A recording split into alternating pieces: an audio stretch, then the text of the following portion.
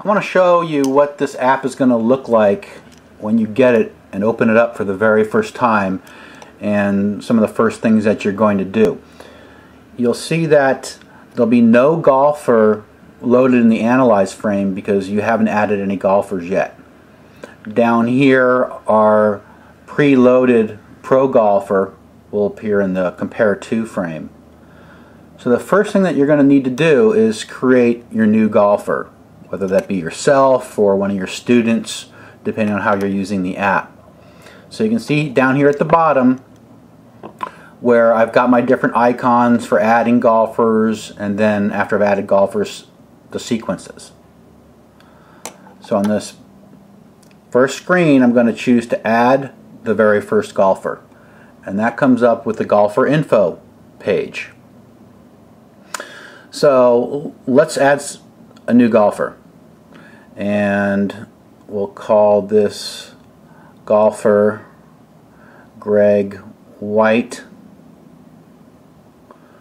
fictitious person. We save that by pressing OK, and then down below we have this golfing profile. It has more golf specific information: age, weight, height, level, handicap, swing speed, how long they've been playing, what are their tendencies, average round, that kind of thing. So you can add this information initially or come back and update this later on. All we need to set up a new golfer is just his name. So if I save this, you'll see that now Greg White's name is the selected golfer, and we don't have any swing sequences built for him yet. Now that we have him selected as the current golfer, the Add Sequence button down here is enabled to go ahead and start adding sequences for Greg White. But before we go there, I want to show you some more things about the golfer select page that we were previously on. Because on this page it shows you all the golfers that you've got loaded in the app. This is what it's going to look like eventually as you've loaded more golfers from the web and taken more photos and built more sequences yourself. That you have this color-coded display of the different golfers you've got in the app. And so Greg White, that's the currently selected one, and that one's highlighted. You can also add a golfer from this screen through the plus golfer, the same kind of button that you saw on the first screen, but it's available from here. So you can stay here, add a new golfer,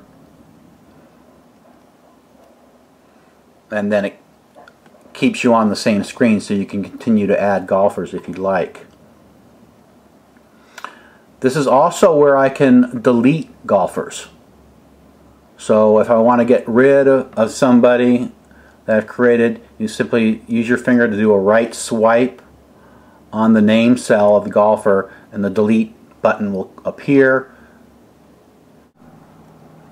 Let's start off with showing you how quickly you can build a swing sequence. The first screen you come to asks for some information that is optional, so I can just bypass it and say edit the photos. It comes up where I can add the photos.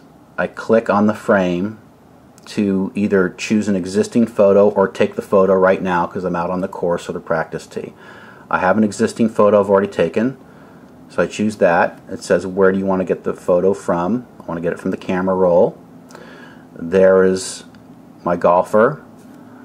I can bring in the photo, I can position it, I can size it, scale it up so that he's taking up the full frame and centered. Choose it. Now that photo's in there, I'm just going to do one photo in the sequence.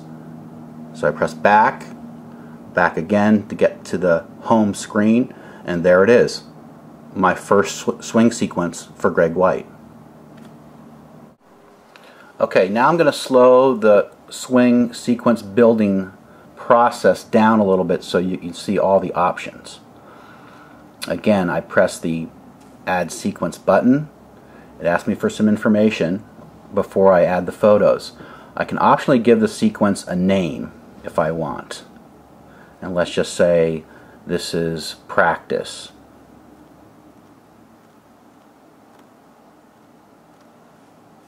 Say OK. Now that's the name of the sequence. Now I specify the two main aspects of the sequence, the driving or the swing option, which in this case is driver. I can pick anything from driving down to long iron, mid iron, short iron, flop shot, chip shot, long putt, medium putt, short putt, or I can just say other. Let's say this is going to be a driving sequence, and the view is either face on down the line or up the line. Let's say this is a face on view, and these next two fields are ones that I can put some analysis information in for the swing and some instruction at any point in time, usually after the sequence is built. So I want to save that information that I just entered and say OK, edit the photos. Now this is the swing sequence building screen, if you will, like I just showed you to build that one photo sequence earlier. But now you can see I've got positioned for 10 photos on the screen. That's because it's a driving sequence.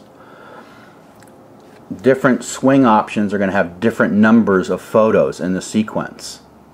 So if you want to see what the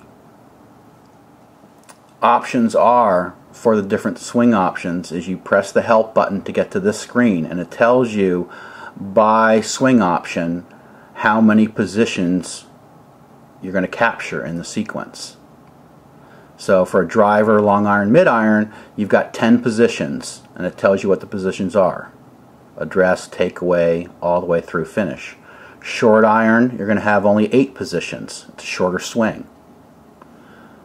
Pitch, sand, and flop, 6 positions.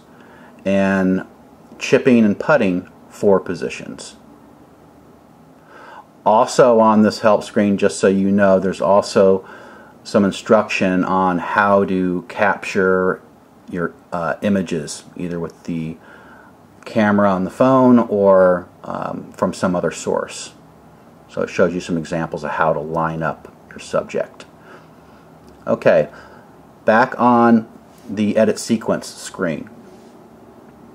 Basically, this app gives you access to all the photos on your phone, like we showed you the camera roll or another photo album.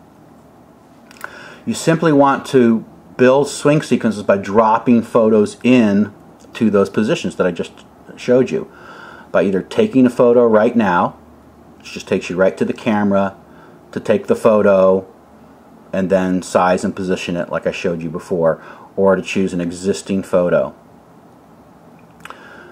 So when you look at the camera roll, this is everything that you've taken with the iPhone camera, or you've got onto the phone through your iTunes or iPhoto connections.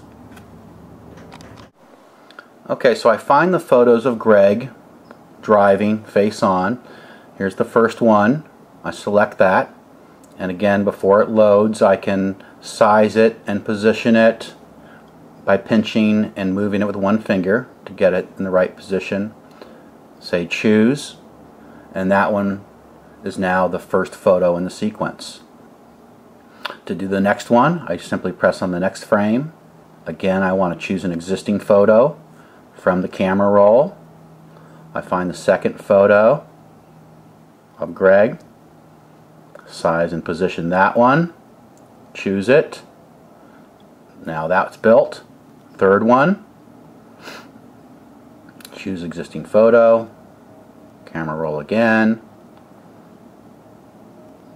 Third one is this 3/4 position, choose that, and so forth to build the entire sequence. That's all it takes.